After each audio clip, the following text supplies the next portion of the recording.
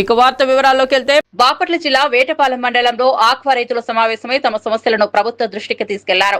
ఈ సమావేశంలో రైతు నాయకులు సూర్యనారాయణ, ఆమంచి స్వాములు, హరిబాబు, జయంతిబాబు, పల్లపురి శ్రీనివాసులు పాల్గొన్నారు. రైతులు విద్యుత్ ఛార్జీలు తగ్గించి సబ్సిడీ ఇవ్వాలని, ఫీడ్ ధరలను నియంత్రించాలని, ఆక్వా పంటలకు స్థిరమైన గిట్టుబాటు ధర ఏర్పాటు చేయాలని కోరారు. చిన్నసాటి రైతులను దృష్టిలో పెట్టుకుని విధానాలు అమలు చేయాలని కేంద్రం ప్రతిపాదించిన ట్రంప్ సుంకాల పెంపు ఆక్వా రంగానికి ప్రతికూలమని ఆందోళన వ్యక్తం చేశారు.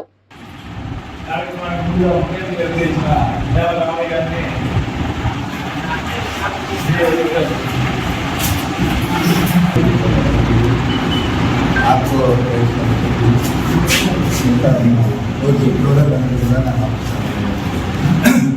ముఖ్యంగా ఈరోజు మన పార్టీ నాయకులు ప్రతి ఏరియా తిరుగుతూ ప్రతి జిల్లాలో కూడా అక్కడ ఉన్నటువంటి సమస్యలను దృష్టికి తీసుకొచ్చి మన బాపట్ల జిల్లాలో కూడా ఒక మీటింగ్ పెట్టి దాన్ని ఏమేమి సమస్యలు ఉన్నాయా ఇది ఖచ్చితంగా ప్రభుత్వం తీసుకుని వాళ్ళని నిలదీసి మా రైతులకి ఆంధ్ర రాష్ట్రంలో అన్యాయం జరుగుతుందని ఎట్టి పరిస్థితుల్లో న్యాయం చేసే విధంగా నడిచిన రోజు ఖచ్చితంగా ప్రభుత్వం ఆక్వా రంగానికి న్యాయం చేసినట్టు అవుతుందనేది నా అభిప్రాయం.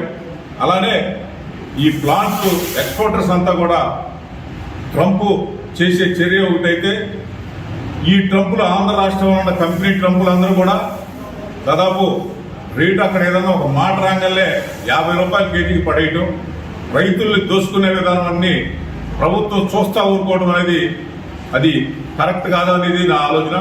దీన్నిట్టి పరిస్థితుల్లో ప్రభుత్వం వేతన గురించి, ఫీడుల గురించి, అలానే ఈ ట్రంపులు ఉన్నారు, కంపెనీ ట్రంపులు, ఆక్వా కంపెనీ ట్రంపులు, ప్లాంట్ ట్రంపులు, వీళ్ళని ఖచ్చితంగా దోసుకునే విధానాన్ని కంట్రోల్ చేసి ఆక్వా రైతుల్ని బతికించాలని కోరుకుంటాం జరుగుతూ ఉంది.